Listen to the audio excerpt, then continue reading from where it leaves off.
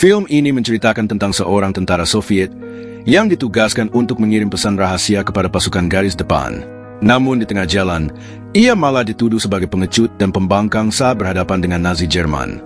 Tentara yang bernama Ogarkov saat itu divonis hukuman mati, namun ia bertekad untuk membuktikan kesetiaannya kepada negara karena dia merasa tidak bersalah.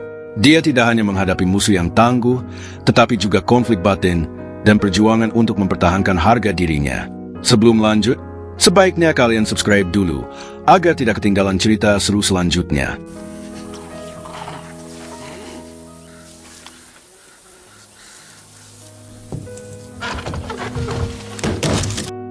Kisah diawali pada tahun 1942, tepatnya di sebuah desa wilayah Soviet bagian selatan, terlihat para warga lokal yang sedang dievakuasi oleh pasukan Uni Soviet. Namun di tengah proses evakuasi, pesawat Nazi Jerman tiba-tiba datang.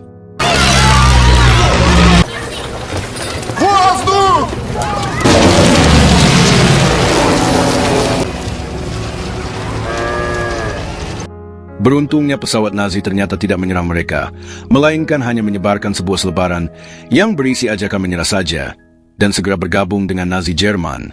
Dan baru saja kepanikan mereda, seorang tentara Soviet yang nampak mengalami gangguan mental tiba-tiba berulah dan langsung menyerang siapa saja, termasuk Letnan Ogarkov. Tentara tersebut pun pada akhirnya tewas ditembak oleh sang komandan pasukan.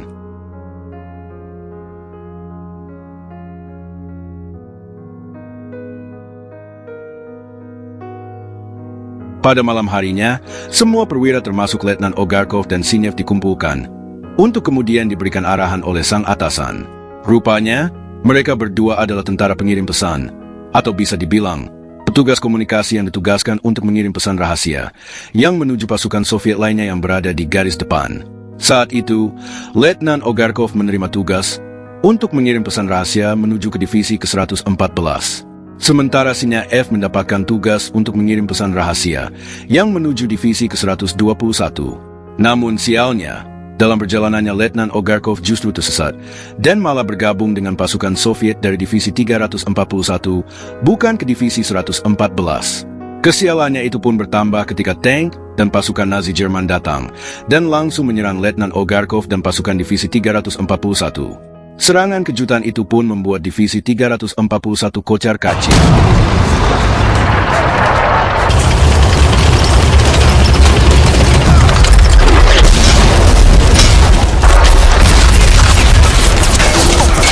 Beberapa dari mereka yang selamat, termasuk Letnan Ogarkov, memilih mundur untuk menyelamatkan diri.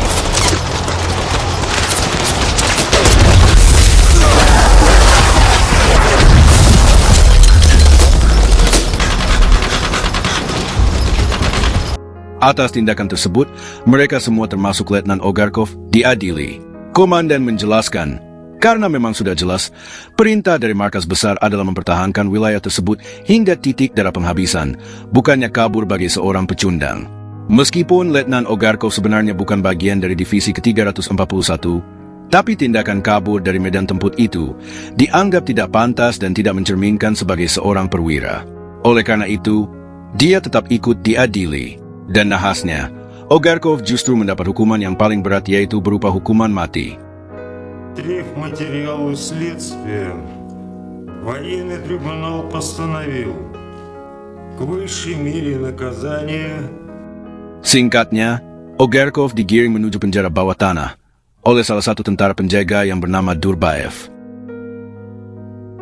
Lalu kita diperlihatkan dengan salah satu tahanan yang baru saja dikeluarkan dari bawah tanah dan ia baru saja dieksekusi mati.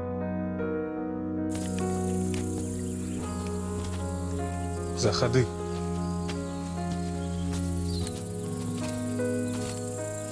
Hal itu pun tentu membuat Ogarkov ketakutan, dan ia mengalami tekanan mental.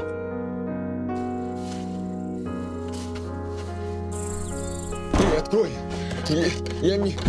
Эй, ну открой! Открой!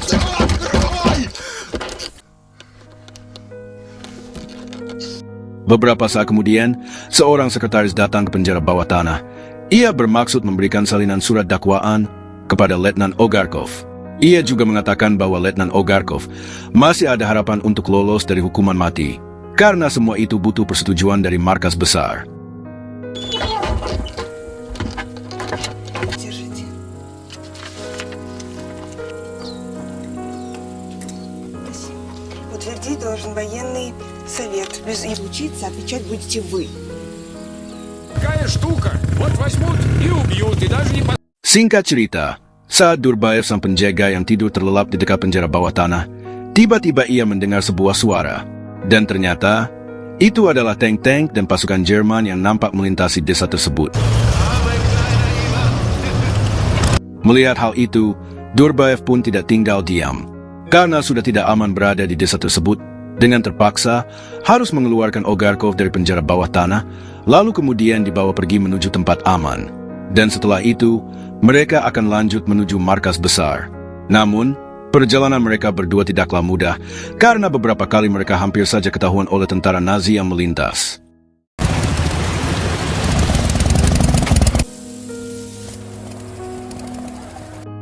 Mereka berdua bahkan menyaksikan secara langsung bagaimana kejamnya Nazi memperlakukan para tawanan perang, yang merupakan tentara Soviet.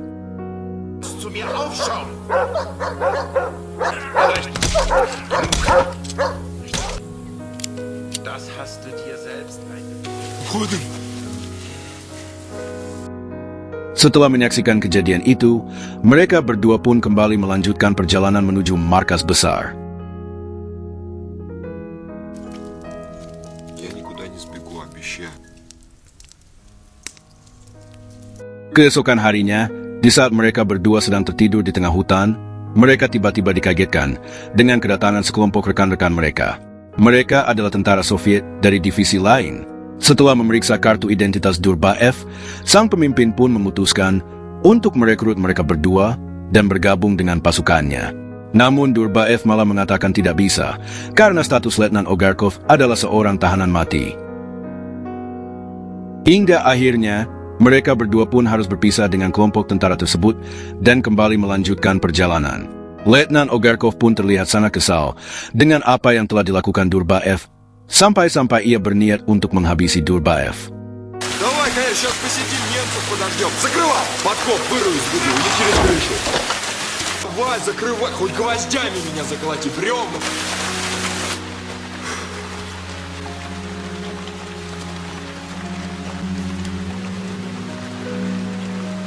Namun hati nuraninya berkata sebaliknya, sehingga ia pun mengurungkan niat buruk itu. Esok harinya, mereka kembali melanjutkan perjalanan. Dan kali ini mereka sampai di sebuah desa yang sudah dihancurkan oleh Nazi Jerman.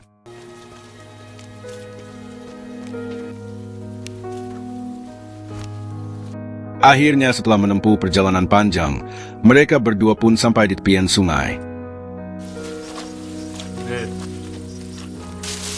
Спорим? Ты Волгу не переплывешь. А знаешь, сколько Волг?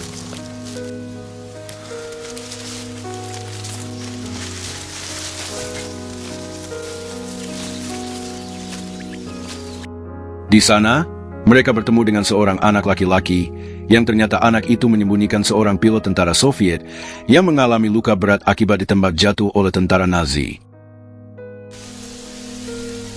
И лодки нет. Пожишь. А вы правда свои? Letnan Ogarkov pun meminta bocil itu untuk menunjukkan di mana tempat pilot itu berada. Мамка говорит, что если его... Pada malam harinya, bocil itu menunjukkan rakit miliknya. Dia berharap rakit tersebut bisa mereka gunakan untuk menyeberangi sungai. Letnan Ogarkov pun meminta izin kepada Durbaev untuk menyeberangkan pilot itu terlebih dahulu. Kemudian disusul menyeberangkan si bocil dan Durbaev, yang diketahui tidak bisa berenang. Namun Durbaev tidak mengizinkannya, karena ia khawatir Letnan Ogarkov akan memanfaatkan kesempatan itu untuk kabur darinya. Ты чё? Ты думаешь, я его там брошу, да? Akhirnya setelah terjadi perdebatan, Durbaev yang kasihan melihat kondisi sang pilot, mengizinkan Ogarkov untuk mulai melakukan penyeberangan.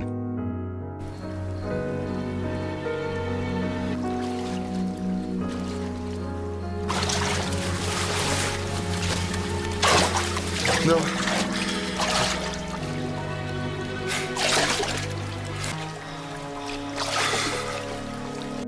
Singkat cerita, mereka akhirnya berhasil menyeberangi sungai tersebut. Di tengah perjalanan, mereka bertemu dengan pasukan Soviet lainnya yang sedang melintas. Стой!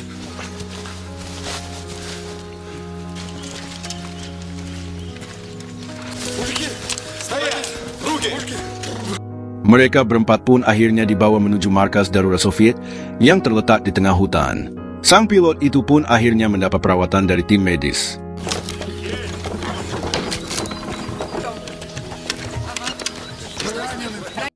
Sementara Durbaev ingin langsung pergi bersama Letnan Ogarkov untuk menuju markas besar, namun tidak diizinkan oleh komandan pasukan tersebut dengan alasan sang komandan membutuhkan mereka berdua untuk membantu pasukannya yang akan menyerang markas Nazi Jerman esok hari.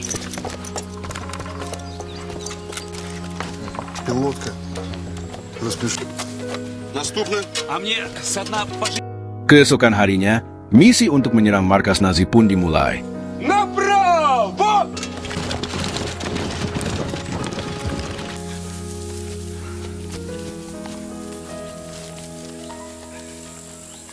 Beruntung pasukan Soviet berhasil memasuki markas Nazi Jerman. Meskipun sesampainya di sana, satu persatu dari mereka langsung dihabisi.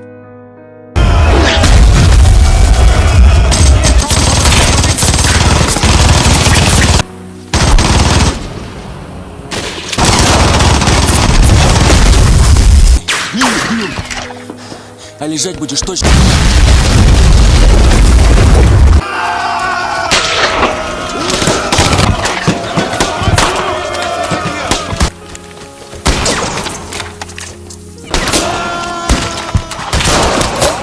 Letnan Ogarkov pun tidak tinggal diam.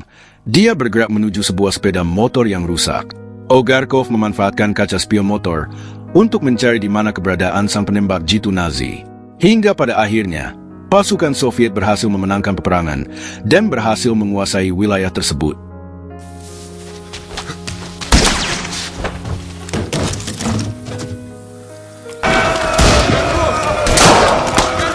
Не хватало еще.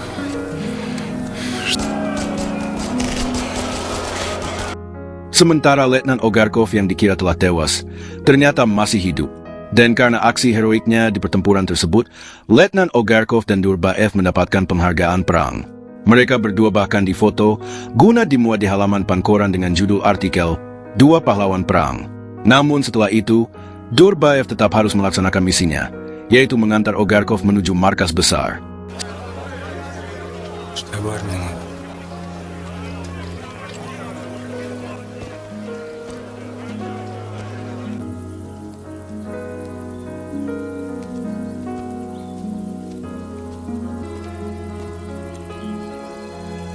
Singkat cerita, mereka berdua pun sampai di sebuah kota kecil di mana mereka berdua langsung dimintai surat identitas oleh petugas keamanan setempat.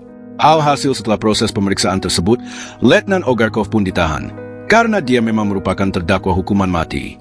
Durbaev yang merasa kasihan pun mencoba menjelaskan sedetail mungkin kepada petugas keamanan bahwa Letnan Ogarkov tidak boleh ditahan dan dieksekusi di kota tersebut karena surat hukuman matinya belum disetujui dan ditandatangani oleh markas besar. Namun si pimpinan itu tidak peduli dan malah mengatakan bahwa keputusan ini justru bisa langsung diambil di situasi genting ini dan tanpa harus menunggu persetujuan markas besar. Singkat cerita, hari eksekusi Letnan Ogarkov pun tiba. Bersama para tahanan lain, Letnan Ogarkov pun dibariskan dan siap ditembak. Beruntung seorang petugas datang menghentikan regu tembak itu dan mengatakan bahwa Letnan Ogarkov tidak jadi dihukum mati.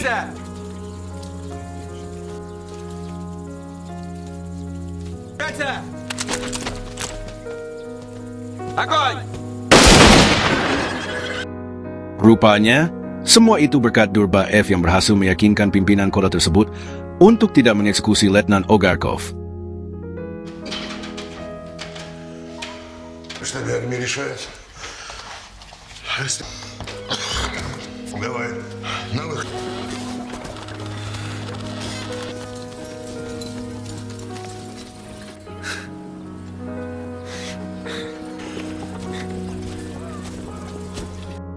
Mereka berdua pun diizinkan untuk menginap semalam di rumah salah satu warga.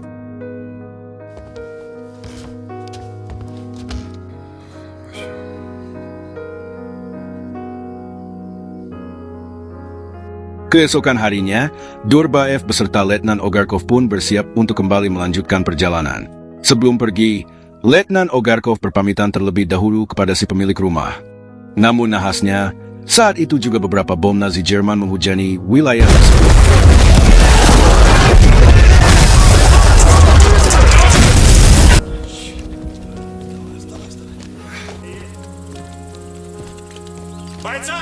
Akibat serangan itu, Durbaev mengalami luka yang serius di bagian dadanya, hingga pada akhirnya Durbaev pun meninggal dunia.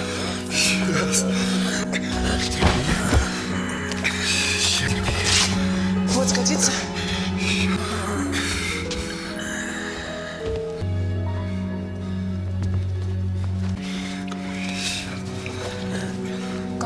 Нет, чего?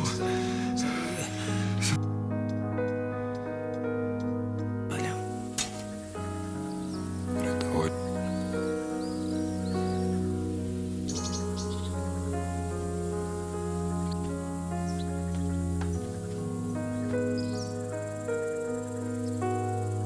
Setelah kejadian itu, Letnan Ogarkov yang sebenarnya bisa saja kabur agar terhindar dari hukuman mati, malah memilih untuk melanjutkan perjalanan menuju markas besar.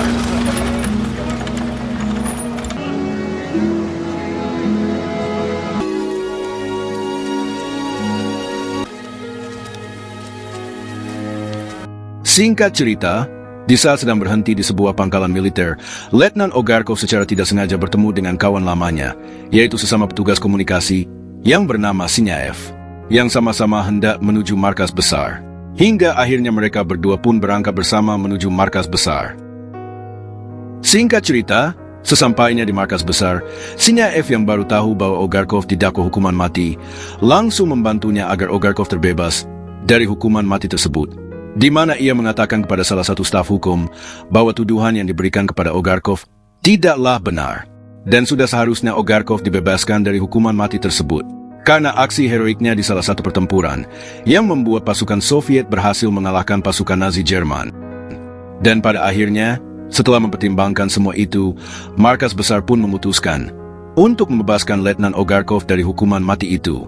Pada tahun 1945 di Jerman, tepatnya 3 tahun kemudian, terlihat Letnan Ogarkov bersama pasukannya sedang menuju markas mereka.